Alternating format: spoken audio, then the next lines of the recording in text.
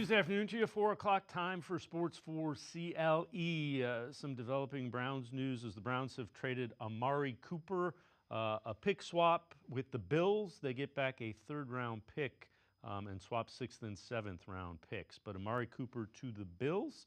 We'll have plenty of Browns coverage as they get ready for the Bengals on Sunday in just a minute. We're going to start with the Guardians, though. Guardians ready for Game 2, ALCS.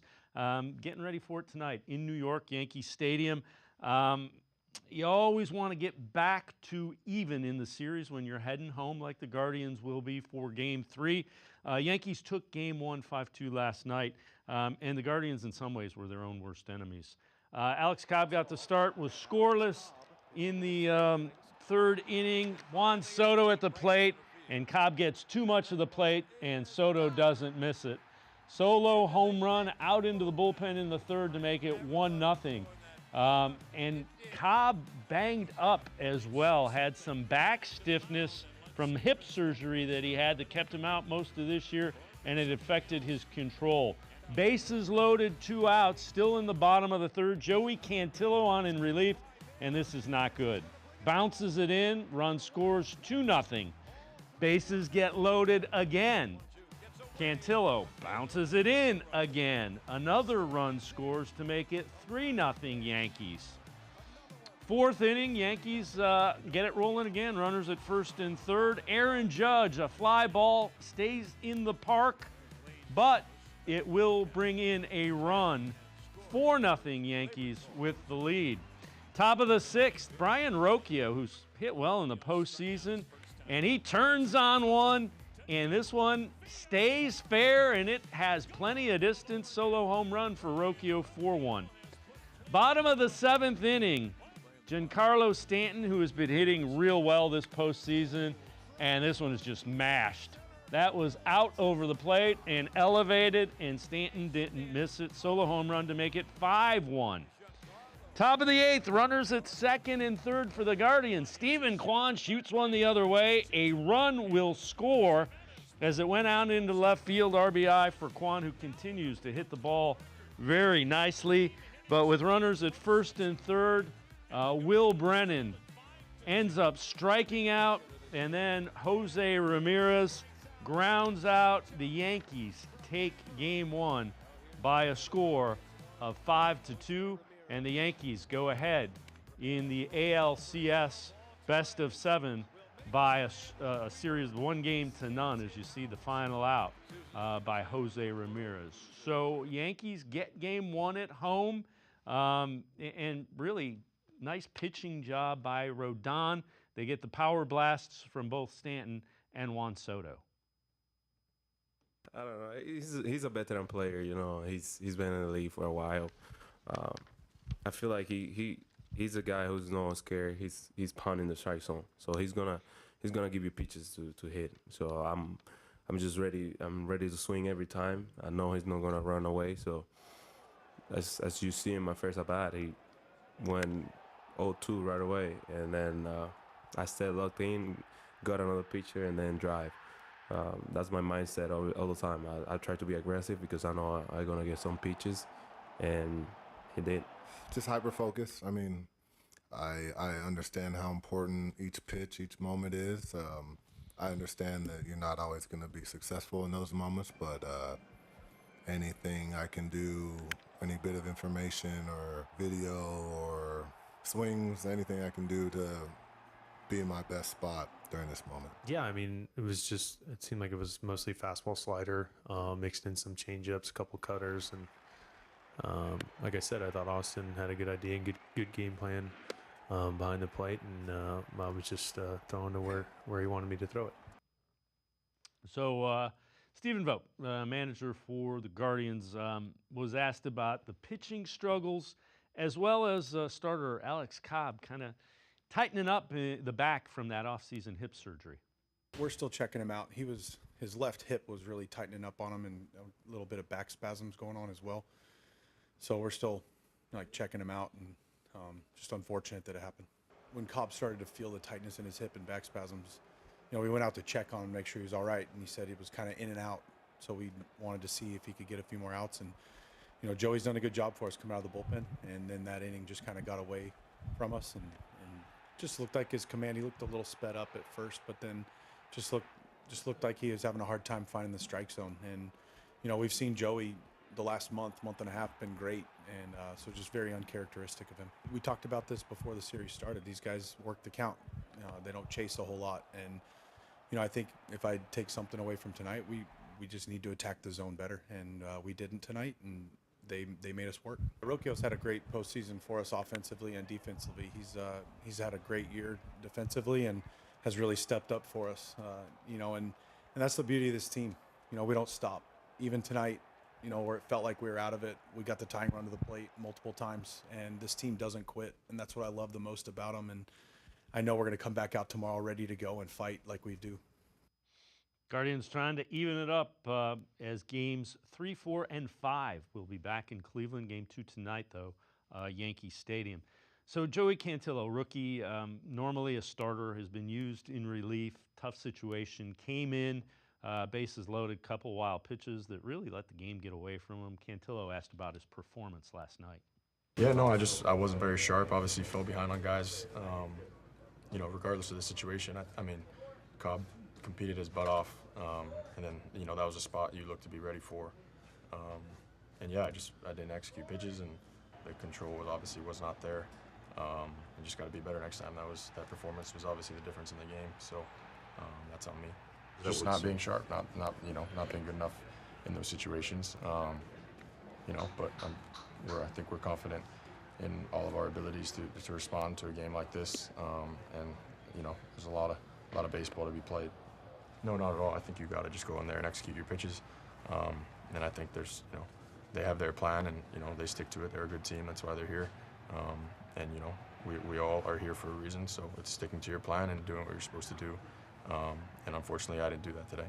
Obviously, you saw today like the team didn't quit, and still competed pitch by pitch. And I know, speaking for myself here, obviously, a situation like that happens, and it's my job now to learn from it and make sure that doesn't happen again. And like I said, I think this team's got a lot of baseball to be played and a lot of work to do, but it's gonna be a good series. Credit to Cantillo for coming out, answering it, and just not a good day for the rookie without question. So now with the Yankees ahead in the series, 1-0 they hand the ball to their ace, Jarrett Cole. For Game 2. Cole, a 1-0 record, a 3 ERA this postseason. He's made 2 starts, 12 innings, has pitched 12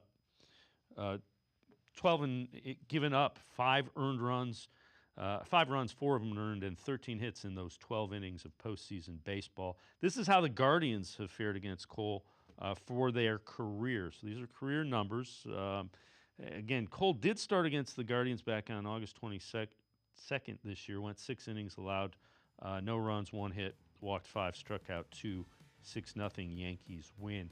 Ramirez has hit him the best. The one thing you'll notice, Ramirez has a couple of homers. Naylor, 6 hits, but 3 of them are home runs. Quan has taken him deep once as well, so he's allowed 6 home runs to the Guardians. But again, Ramirez, who isn't hitting the ball well in the postseason, has hit Cole the best, and Quan, who is hitting the ball well, has struggled. You see Jimenez 5 for 22 with an RBI as well. Again, those are the numbers for Guardians hitters against Jarrett Cole career-wise. When you look over at the Guardians, Tanner Bybee, who has assumed the role of Guardians ace, will take the ball in Game 2 tonight at Yankee Stadium for the Guardians against the Yankees. And Cole has made 2 postseason starts, not involved in any of the decisions, a 2.08 ERA, so he's pitched pretty well, but Vota's had a quick hook with him.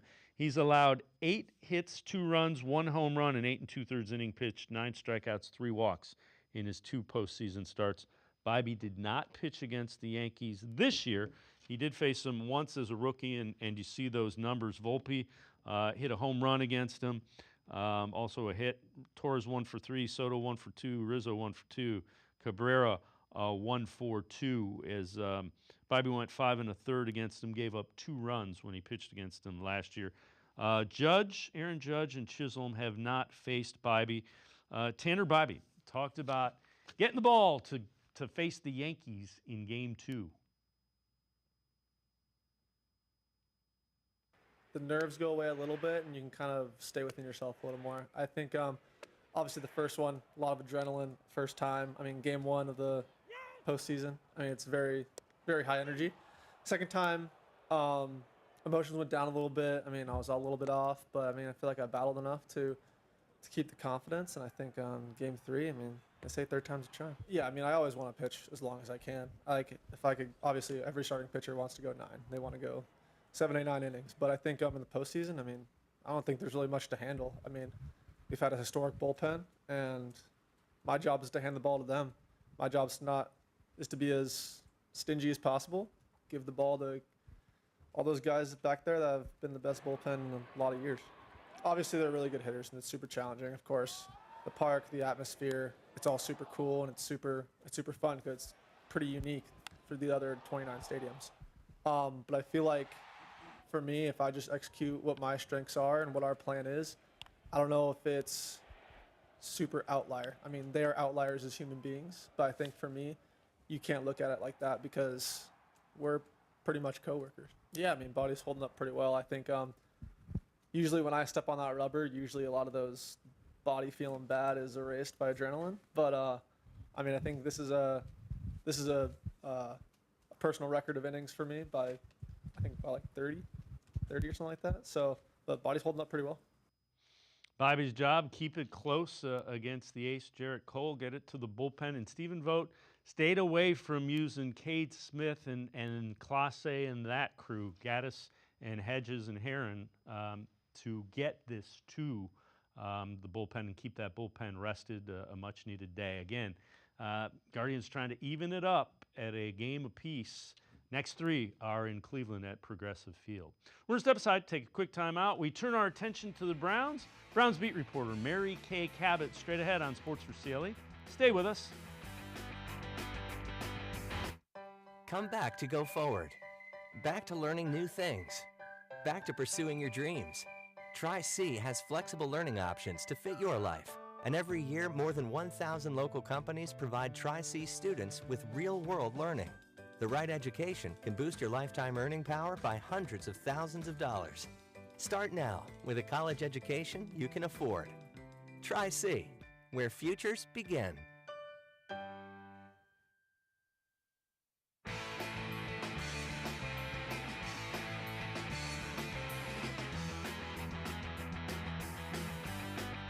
We turn our attention to the Browns on Sports4CLE.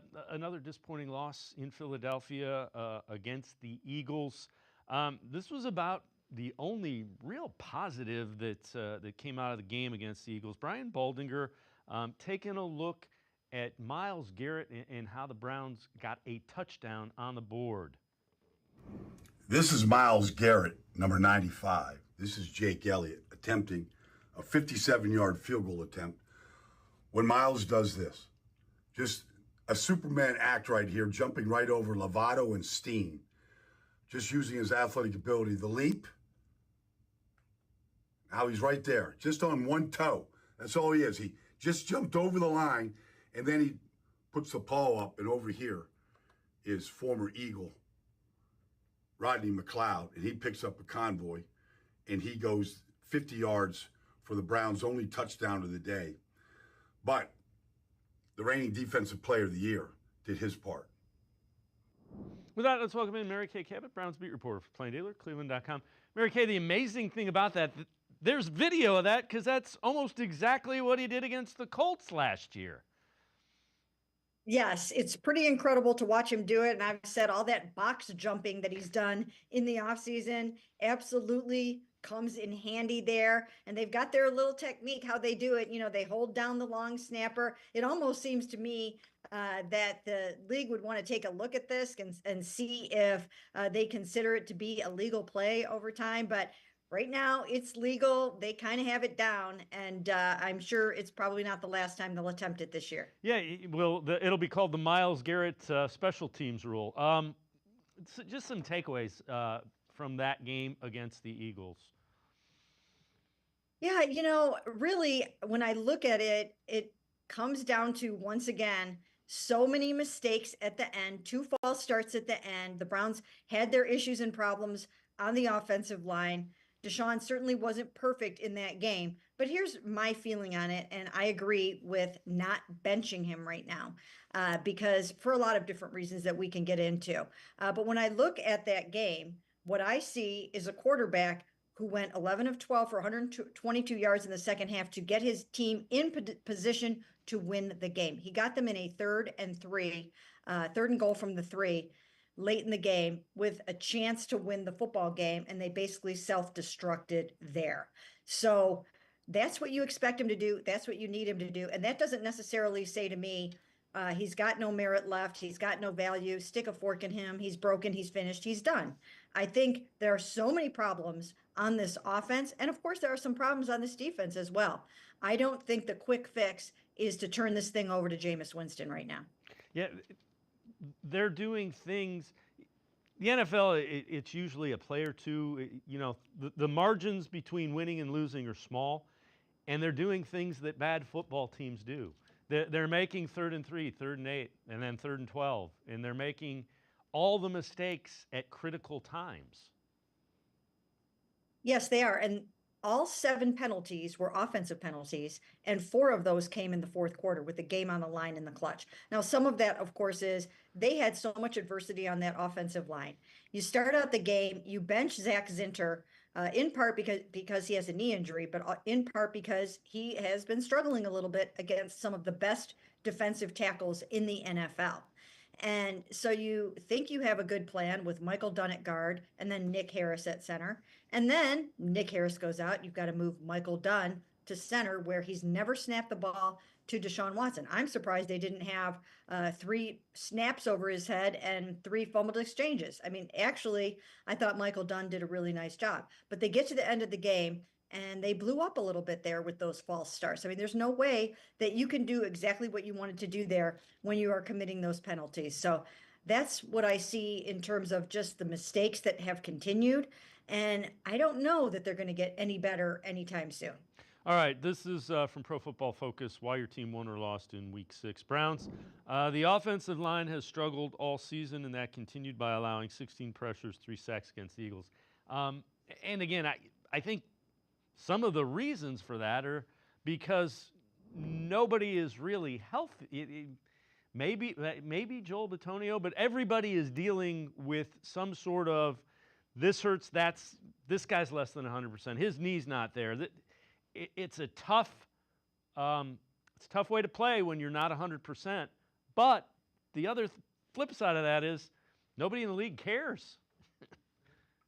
No, nobody cares about that. You have got to find a way to overcome it. And I think, when you look at Andy Reid having to play 4 tight ends in a game a couple of weeks ago, that's what the Browns are going to have to do. They have to find a way to move the ball, run the ball. Nick Chubb will be coming back this week, so that's going to help. Maybe go back to some of the jumbo stuff, go back to some of the Kevin stuff that they know works for them. I think that it's pretty safe to say right now that a lot of the things they tried to incorporate on the new offense this season haven't worked. They didn't have enough time to rep it. Nobody's on the same page with it at all. The spread offense just isn't working. Nothing's working. And that's why I think, maybe if they go back to some of the basics, some of the things they know can work, then maybe Deshaun can get a little bit successful at some of those things, develop some confidence, and start to play with some of that moxie again. So I know you tweeted out that Nick Chubb was expected back last Sunday, actually. Do you still expect him back, and do you think they ease him in? If he is, in fact, able to go, how does it look early, his first couple of games?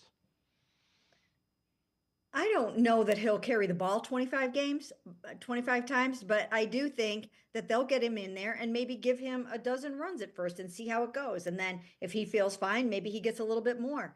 But certainly, especially with Jerome Ford out right now, Jerome has a hamstring injury. He's week to week. He's probably not going to play this week. It's the perfect week to throw Nick back in there and see what he can do. And even 75% of Nick Chubb is one of the best probably running backs in the NFL. So I think it's really exciting to get him back. I think it's going to give the whole team a lift. I think it can give the city a lift. And who knows, if they win this football game, it could be the start of some kind of a turnaround. Not saying that they're going to end up making the playoffs, but maybe if they could just get back to some good winning football, it will help everyone. Yeah, the running game with Ford out, with Pierre Strong and Deontay Foreman, averaged 4 yards a carry. They ran it 25 times. So 100 yards. Did they find a little bit there, or is it just one of those things where the Eagles were not a great run defense? Well, they were not a great run defense, but the Bengals really aren't a very good defense either. So I think there's another opportunity here to get some things done that way in the running game and in the passing game. There should be. So yeah, I think they did find their rhythm a little bit in the run game, and certainly with Nick back, that should really help. And then if they have some healthier offensive lineman this week, that'll help. If Ethan Posick can come back from the knee injury, and again, I don't know if he's going to be ready to do that yet, it would really help if they had him. I just don't know if he's going to be up for it. But if you have Nick in the middle, and then you have Michael Dunn at guard for Wyatt for a little bit, and then you've got Jack Conklin with knocking off the rust and getting his second game back, I think you start to look at more of an offensive line the way that you thought it was going to be. All right, as you might imagine, plenty of voicemail. So let's head to the voicemail of Truth and Reason for the first time today. Well, I get it now, guys. I know what the Browns are doing, obviously. They don't care about the fan base. All they're doing now is trying to fix the mess they made by taking Deshaun Watson, giving up all those draft picks. Now they're just trying to play him out because they're crazy if they sit him down. Then they know they got a mess. All they're doing is making the fans mad, and let's hope Chubb doesn't come back, because the poor guy, he's going to try to run with this offensive line that we got. Are you kidding me? Now we got to go through another rebuild. I just wish we'd rebuild without these two schmoes we got running the team, and that Haslam wakes up and says, okay, guys, it didn't work. I'm going elsewhere. Let's hope so, because if not, all they're doing is hurting the fan base again. Take care, guys. As always, appreciate all of the voicemails. Again, I don't know that they don't care about the fan base. The problem is they're tied significantly to Deshaun Watson. They made that contract because that's what they needed to do to get the deal done. They wanted a quarterback. It's not worked out without question. But I wouldn't say they don't care about the fan base. Relative to Nick Chubb wants to play, and when Nick Chubb's healthy, he will play. We're going to step aside, take a quick timeout. Sports for CLE, we'll be right back. Stay with us. Come back to go forward. Back to learning new things. Back to pursuing your dreams. Tri-C has flexible learning options to fit your life. And every year, more than 1,000 local companies provide Tri-C students with real-world learning. The right education can boost your lifetime earning power by hundreds of thousands of dollars. Start now with a college education you can afford. Tri-C, where futures begin.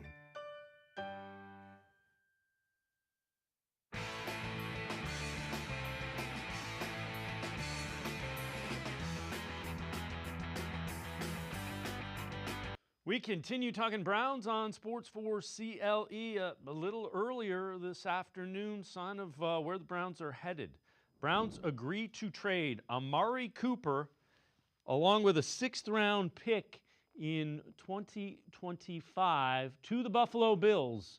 In return, they're getting a 3rd-round pick, 2025, so the upcoming draft, and a 7th-round pick in 2026. So again, basically, the Browns pick swap. They send Cooper to the Bills for a 3rd-round pick. Let's welcome in Fred Greetham, senior analyst for the Orange and Brown Report. Fred, not surprised. Cooper has not. Something isn't quite right with Cooper, and Browns agreed to trade him to the Bills. Yeah, I'm a little surprised, to be honest with you. Obviously, they think a 3rd-round pick, is a great value. My biggest problem is they haven't turned the 3rd-round picks into anything really of much value. If you look at who Andrew Berry has drafted in the 3rd round, a bunch of receivers led by Anthony Schwartz and Most recently Cedric Tillman, David Bell, MJ Emerson might be the best. 3rd round pick, Siaki Ika got cut. I think he's back on the practice squad.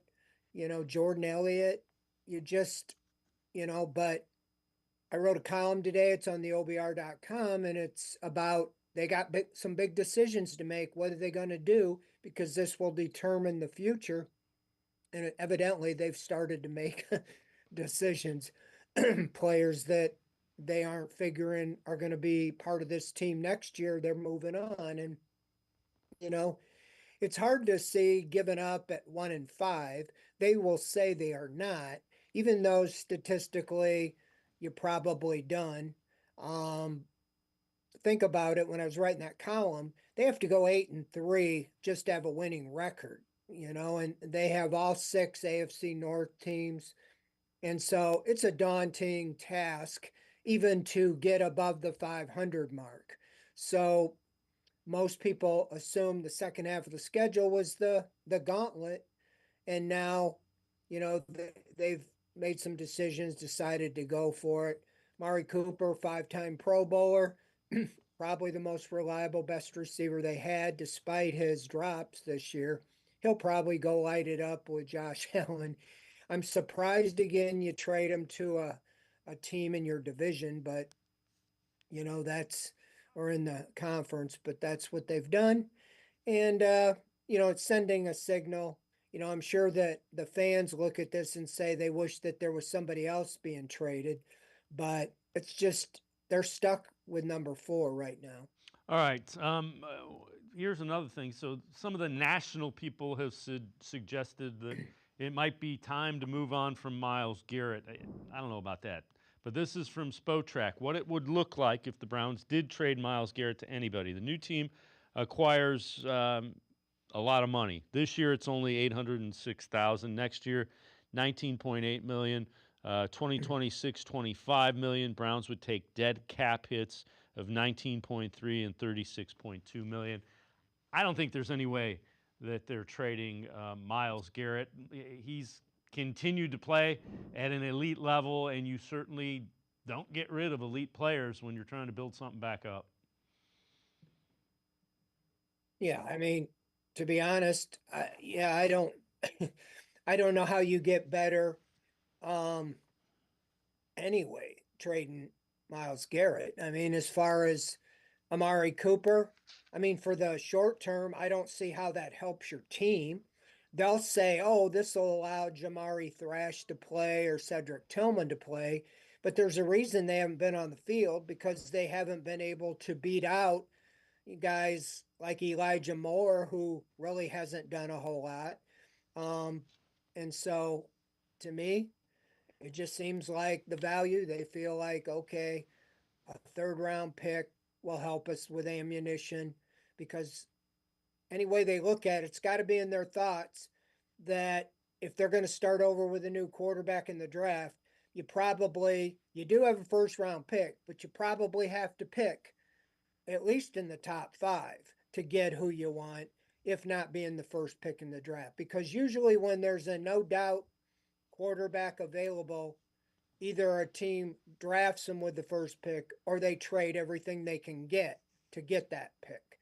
Kind of what we saw with Caleb Williams and different things like that. So, all things being said, it's really kind of a mess right now all the way around, and unfortunately the fans are left suffering. You got 2/3 of the season to go, and now you're going to, you already announced that Deshaun Watson's going to start this week.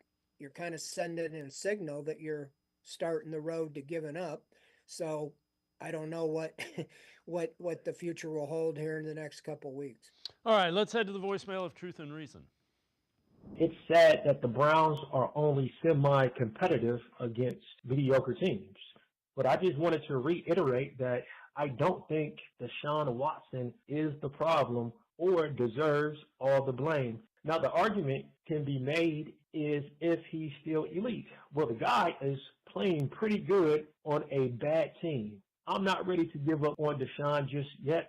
Like it or not, people, we're stuck with him for 2 more years. So we have 2 years to get it right because he's here. And the season is already over. I say let's play for the draft pick. Let me know your thoughts, Dave. Love the show. You do an outstanding job.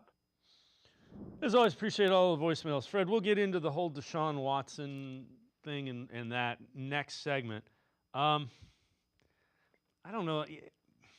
I understand the play for the draft pick thought. You got to find a quarterback, and Deshaun Watson isn't the answer.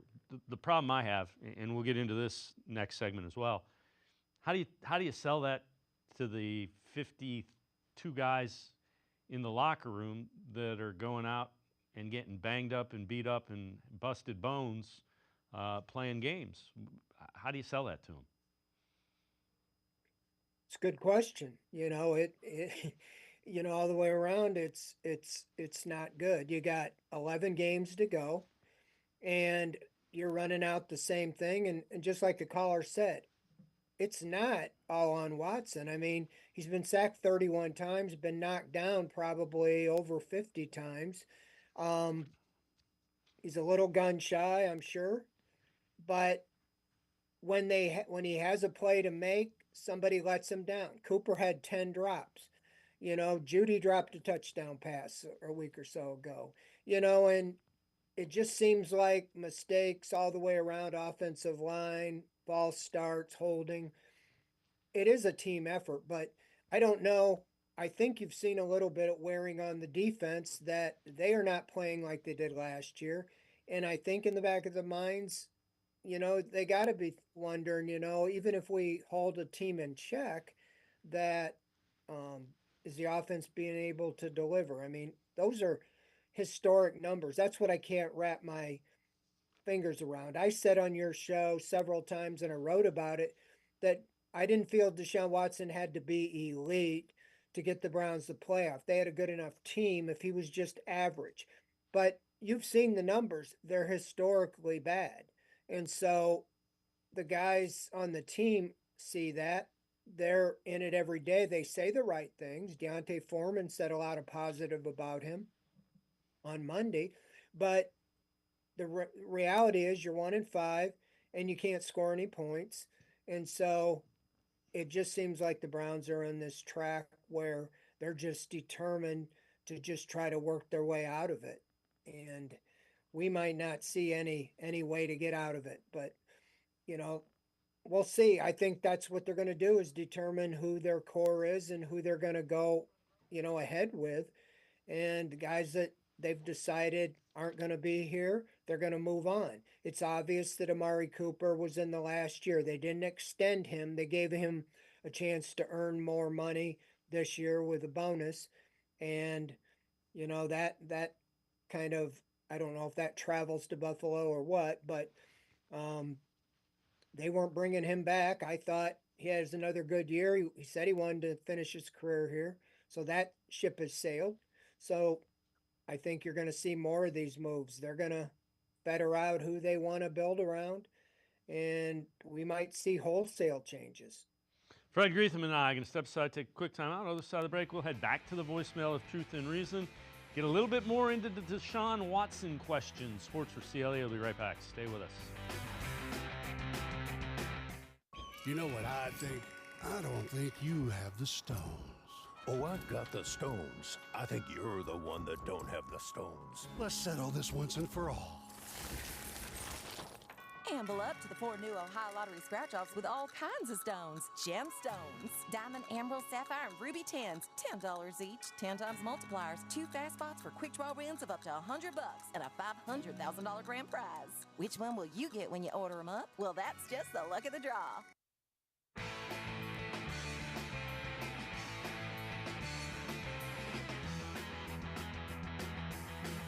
We continue talking Browns with Fred Greetham, senior analyst for the Orange and Brown Report. Let's head back to the voicemail of Truth and Reason.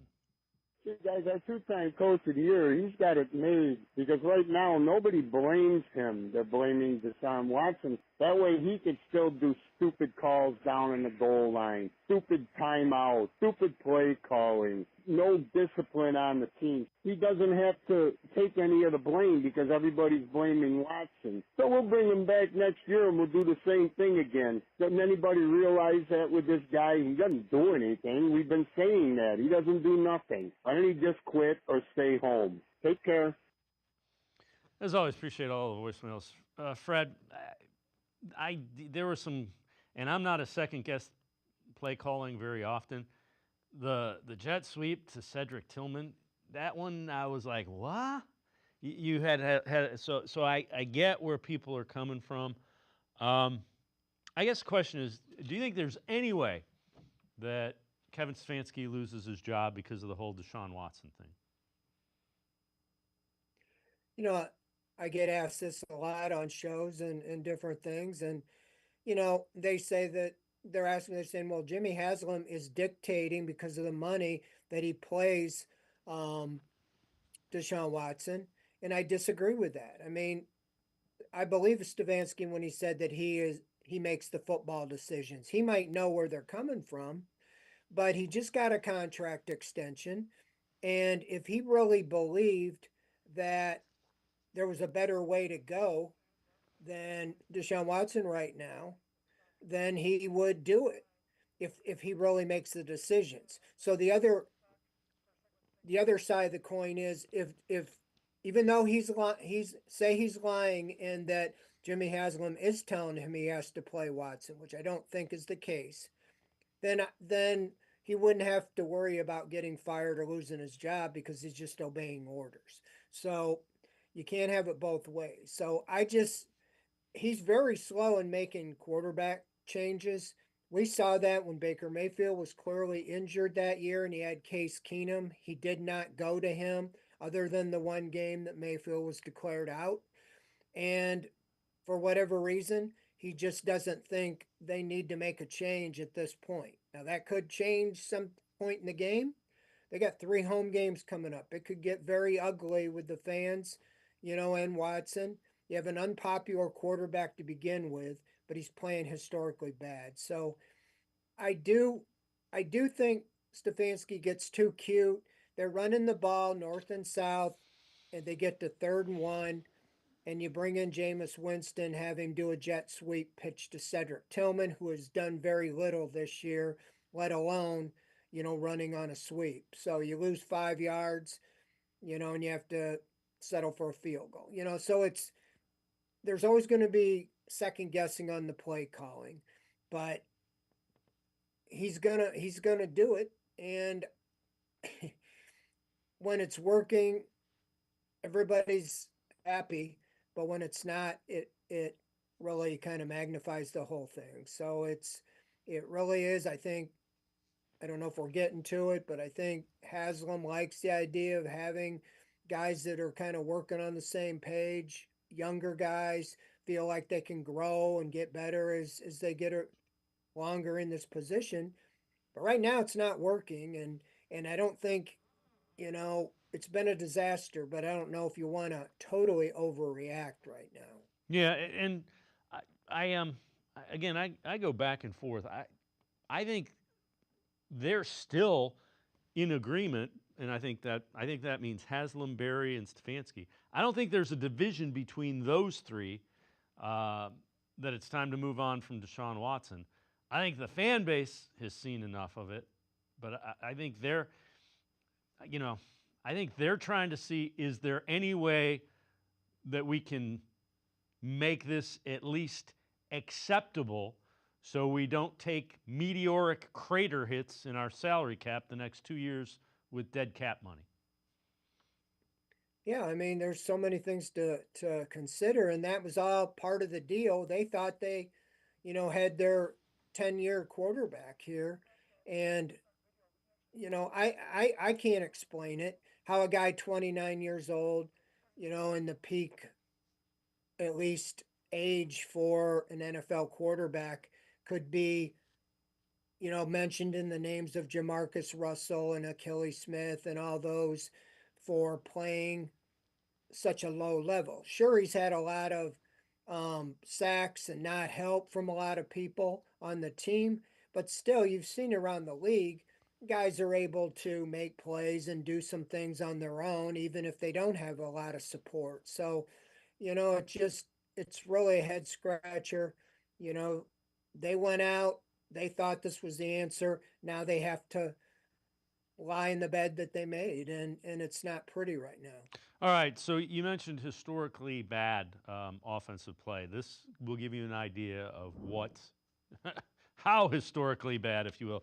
First NFL team in 10 years to not score more than 18 points in any of their first 6 games.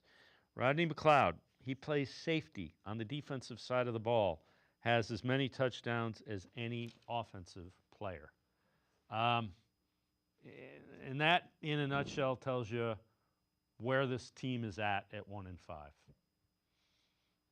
Yeah, and the guy that McLeod's tied with was just traded. It was Amari Cooper. So, you know, Rodney McLeod is your leading scorer, and he's on special teams and safety. So that's why it's head scratching, because I've said, and I said it earlier, that I didn't know if Watson would ever get back to elite, but I was expecting at least middle of the road. His best game on the QBR rating from ESPN was last Sunday.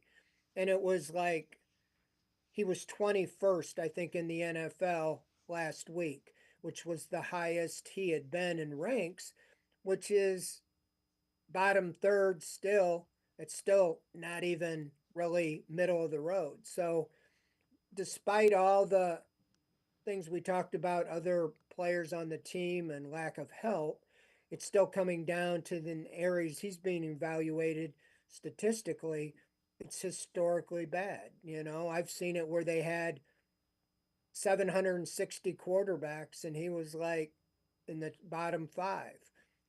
Oh yeah.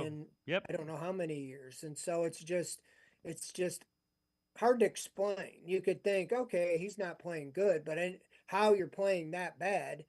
And the numbers have been pretty much the same every week, for 6 weeks. Well, and again, you mentioned last week. So Watson, 11 of 12 for 122 yards in the second half. Heading into the fourth quarter, though, he was 8 completions for 84 yards. And remember, this is an Eagles defense that was giving up 237 yards passing per game. So they have struggled offensively against defenses that aren't any good, and the defenses they're playing are about to get really good, which makes it all the more concerning. We'll use the word concerning, how this is going to go the next few weeks. Well, it is. It's like we said, they just come through the portion of the schedule that most of us, when we looked at it, thought they can get off to a good start, come out, 4-2, or maybe even 5-1, and as they go into the AFC North. And now you're sitting here at 1-5, and your season basically is statistically over. And even though they won't say that, by trading away Amari Cooper, I think you're starting to signal that you're giving up on any hope this season. Because even if he drops the ball, he's clearly been your best receiver, and you have to think that he would be able to, come out of this thing. So whatever reason, they decided it was worth moving on from him. So now you're going to look at a bunch of guys like Cedric Tillman, Jamari Thrush. So you look at the second half of the schedule. I mean, of the 11 games left, 6 are in the division. We know what kind of a gauntlet that is. Even on a good year, you're lucky to split and be 3-3. You almost would have had to run the table to have any chance to win the division, because that's like the only shot to make the playoffs when you're 1-5. And so, yeah, it's pretty grim. And it's easy to be in these positions when you are expecting it. Like during the Hugh Jackson era, you knew those teams weren't good. They were basically tanking to try to get the top picks. They got Myles Garrett and Nick Chubb and Denzel Ward and Baker Mayfield out of that 1-31 spiel. But now you're talking about before the season expectations, at least the playoffs. That's the bar, but to go deep in the playoffs. And now you're sitting here almost like in a fire sale position where you're going to start getting rid of people, evidently. Fred Greetham, senior analyst for the Orange and Brown Report, and I'm going to step aside, take a quick time out. Back to the voicemail of Truth and Reason when we return. Stay with us. Come back to go forward. Back to learning new things. Back to pursuing your dreams. Tri-C has flexible learning options to fit your life. And every year, more than 1,000 local companies provide Tri-C students with real-world learning. The right education can boost your lifetime earning power by hundreds of thousands of dollars. Start now with a college education you can afford. Tri-C, where futures begin.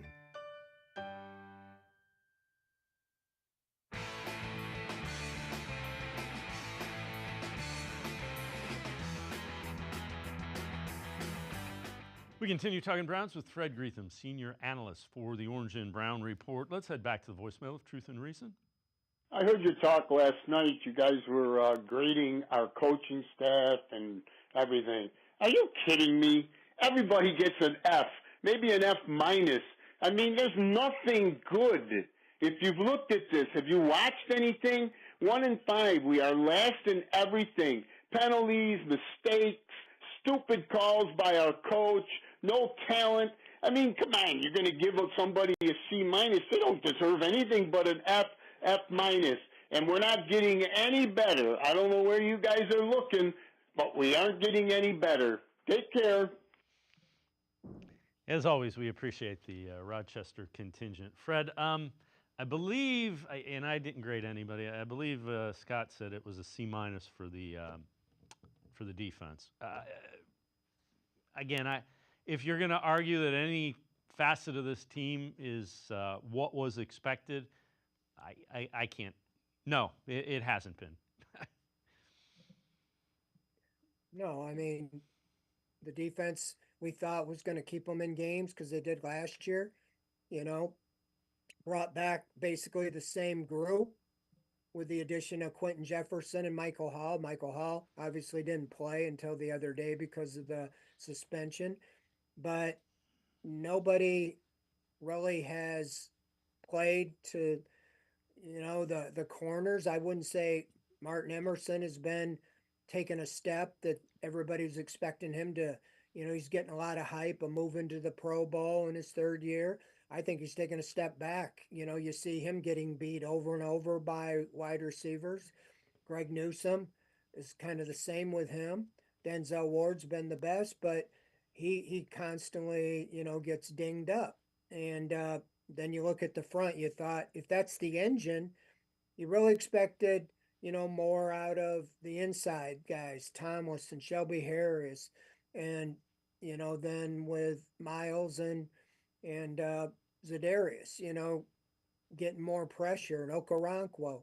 I think the best on defense really has been JOK. I mean, he's had some mistakes, but at least he's flying all over the field and making his presence known. So the defense, they're in the middle of the pack, somewhere around 15th.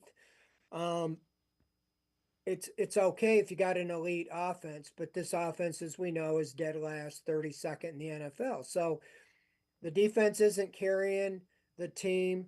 They're allowing about 20, 21 points a game, but the offense isn't scoring. And it's all squarely on the offense. I mean, the defense is underwhelming, but they played good enough to win.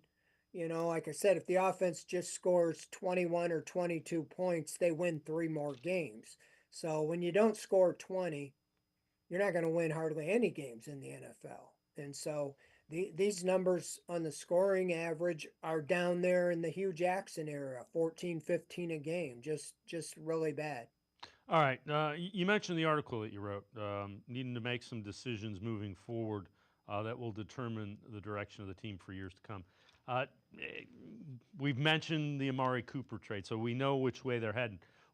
Take us through kind of where you think this is headed. Well, they haven't really declared, their intentions with Watson. I mean, you can play him out this year and go the whole year and see if he gets out of the rut and gets, if the season's lost and you feel like you're stuck with him, just let him play the whole year and just see where it goes. Or you pull the plug and make the decision that you're done with him and go with Jameis Winston and see what you have in him. And maybe what if he provides the Joe Flacco spark, in the second half of the season? And then you say, well, he could be our bridge quarterback for a couple years, could re-sign him and keep him around. Or do you just say bypass Winston and just go to DTR, let him play, see what you have in him? Because again, the decisions you make going forward, who you keep, what you decide to do, it comes back a lot to the quarterback. You got to pay Watson whether he plays well or not. So you could do what the Texans did the last year he was there. They made him inactive every game and he sat out. And, they went through a season and then they drafted CJ Stroud. The Browns could choose to do that. I don't think they will right away, but set themselves up. They do have a first round pick, try to get ammunition. And if they decide to go get a quarterback, I'd be scouting every quarterback that's, in the country. And if you go all in to try to be, one of the players to get, a franchise quarterback, because it's easier said than done, Dave. And that's the thing that I'm writing about and talking is how many quarterbacks have the Browns had since 99, 38 or so. And you really can't say one really was a franchise quarterback till the days of Bernie Kosar. You thought you had with Baker Mayfield. They decided that wasn't the way they were going. And now they thought they had with Deshaun Watson. So now you are into the proverbial, if you go the draft, it's kind of the crapshoot. Unless you have the first or second pick, usually you don't get the best quarterback in the draft. And if you are, you kind of luck into it. And so the other option is, Atlanta drafts a quarterback, Michael Penix. They'll probably want to turn things over to him. Maybe you go get Kirk Cousins, a guy that Stefanski worked with. I don't know, but you're back into this roulette of trying to find the quarterback, and everybody in the NFL that doesn't have one is looking for one. So that means you're up against it. All right, we've talked about historically bad and how bad the Browns' offense is. Here's another example of it. Out of 798 teams through 6 games, this dates back to 2000. Red zone trips, they're tied for 784th out of 798. Offensive penalties, tied for 795, so that's bottom 4. Yards to go on third downs, 795, again, bottom 4. Third down conversion rate, second worst since 2000 through 6 games. So we look at that, and those are hard numbers as to how historically bad this offense is. So the question that I keep pondering, and maybe you can help me with this, what dynamic do you change? You can't keep the quarterback, the play caller, the offensive coordinator. If you're keeping all that the same, how are you gonna be any different? Which of that dynamic would you change? Yeah, I'd go back to what I did in the past. I mean, they had a pretty good offense last year, even with the different quarterbacks, and even with Deshaun Watson was playing. He only played really 5 games, but the lowest point total that the offense put up when Watson played last year was 22. If they would have got 22 points in 3 of their games this year, they'd have 3 more wins. So when you're scoring 22 and up, that's a lot better than 15 and 16. And maybe you saw a little bit of a shift in the second half. They went more running oriented, and it was working. You got Nick Chubb coming back. Maybe you start going back to the running game and maybe that'll help your passing game. I don't know, but I don't know why it would hurt to go back and run some of the offense that you did in the past that was successful in the first 4 years. You changed everything to help Watson be better, and it clearly hasn't worked. So why not? This is a good time to pivot to something else. Like I said, it can't be worse, you know? If you say, well, we can't change anything, why can't you change anything? You changed things when Joe Flacco came in. He had a limited, script because he was thrown right into the mix, and it worked. So why can't you go back and put things together that were working in the past? Fred Greetham, senior analyst for the Orange and Brown Report. Now I'm going to step aside, take one more time out. Other side of the break, we continue talking Brown. Sports4CLE. We'll be right back. Stay with us. The Ohio Lottery Partners in Education program is dedicated to recognizing exceptional students, teachers, and schools throughout Ohio. Scan the QR code on screen to nominate students and teachers as Academic All-Stars and Teachers of the Month. They must be currently enrolled or teach in grades K through 12. Is your K through 12 school developing students' literacy skills to achieve success in reading? If so, you can nominate your school for the School of the Year. Students can win $100, teachers can win $500, and schools can win $2,500. Scan the QR code, fill out the forms, and nominate deserving students, teachers, and schools today. The Ohio Lottery Partners in Education program takes pride in honoring exceptional students, teachers, and schools across Ohio. Submit your nomination today. It's fun, fast, and free.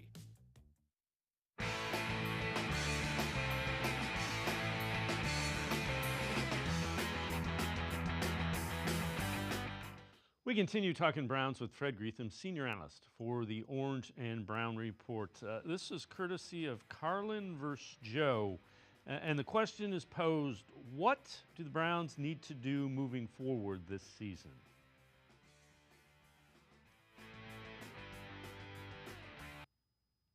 Watson. So embrace the suck, as they say. Embrace the suck, bottom out, get your next quarterback. You have a free year to sit him. No one's going to be in a rush to see the kid because you got Watson under contract, so let him go out there and take the live ammo. This kid develops for a year. Then you can dump Watson when it becomes palatable from a financial standpoint, split the charge up between 2 years, and the kid takes over. It's really the only way forward with this. At least that right there is a plan.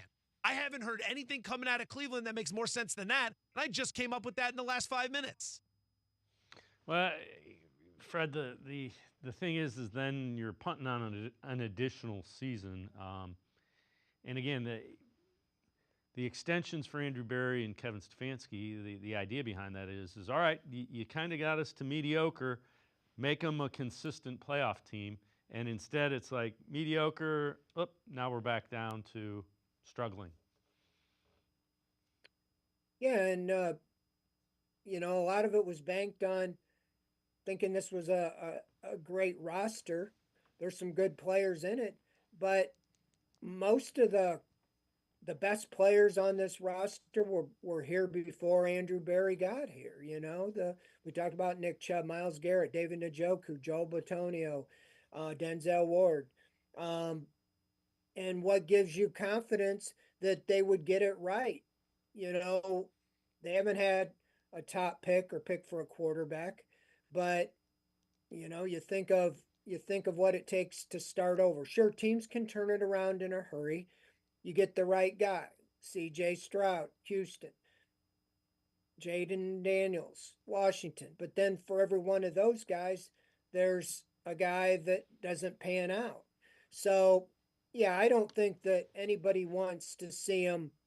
If this season's lost, I think you're going to go into free agency to try to plug holes in a bigger way because you can't fix all your holes in one draft. And I think they feel like they can be competitive, and they will probably just say this was just a bunch of different reasons why this season went down the tube. But I don't think, especially if you're trying to build a dome, you're trying to, continue to have a positive feel about the Browns. I just think that you have to have a much more concrete plan so people know what you're doing. You keep saying we're trying to win and we're doing the best we can to win each week, and you're running out Deshaun Watson when clearly he's not. If Jameis Winston and DTR are worse than him or would play worse than him, then you really have a problem on your team. So, yeah, he's right. The best path forward that I saw financially was just, keeping him on the roster for the 2 years and paying it out, restructuring, and spreading it out like you have been doing. Even if you don't play him, if you can find a replacement next year, he can be inactive, like he was in Houston and just kind of don't, get paid not to show up. So that's why I said they have decisions to make, and none of them are really good, but you have to have a plan. You got to get it right because, this is very disconcerting to a lot of people that follow the Browns, the fans, obviously, to see a team with high expectations, even though they had an unpopular quarterback, to just continually just keep doing the same thing over and over. All right, before I let you go, Nick Chubb, a lot of people expect him to be active and to kind of play against the Bengals Sunday. If he is, what do you expect from him? How much do they use him? Can he make a difference in the run game? Yeah, with Jerome Ford now out probably this week, they said week to week. That usually means a few weeks. You got Dante Foreman, Pierre Strong. I think that they would put Chubb in kind of in the mix, committee, and just gradually bring him up to speed. I don't know why you would. I don't think that, most of us that followed the Browns felt they underused him even when he was the bell cow. So I think they'll be very careful with him, ease him back in. It'd be nice if he had, like he did. Do you remember back when he was a rookie and Hugh Jackson put him in? He had 3 carries against the Raiders, and I think he had 103 yards. 2 of them were long touchdowns. And then next week he went back to Carlos Hyde. And everybody's like, what in the world are you doing? John Dorsey traded Carlos Hyde basically so he had to play Chubb. It'd be nice if he just got a few carries and he had a big one. This could be ugly Sunday, but it's also going to be a triumphal return. Nick Chubb coming out of the dugout or coming out of the tunnel. And then you got Deshaun Watson, who could be booed on the first play, first time he throws an incomplete pass or interception. And so it's just a strange phenomenon going on. But I do think that he'll play this week, and I think that they'll work him in. Hopefully he has a positive day. And, I mean, it's great to see him back and make this comeback. You couldn't think it could happen to a better guy. Fred Greetham, Senior Analyst for the Orange and Brown Report. As always, appreciate the time and the insight. Thanks very much, Fred. Thank you. Fred Greetham, make sure you check him out. He is the Senior Analyst for the Orange and Brown Report. Always really good Browns coverage. It's going to do it for this edition of Sports for CLE. We'll see you back here tomorrow at 4 o'clock. Have a great night, everybody. See you tomorrow at 4 on Sports for CLE.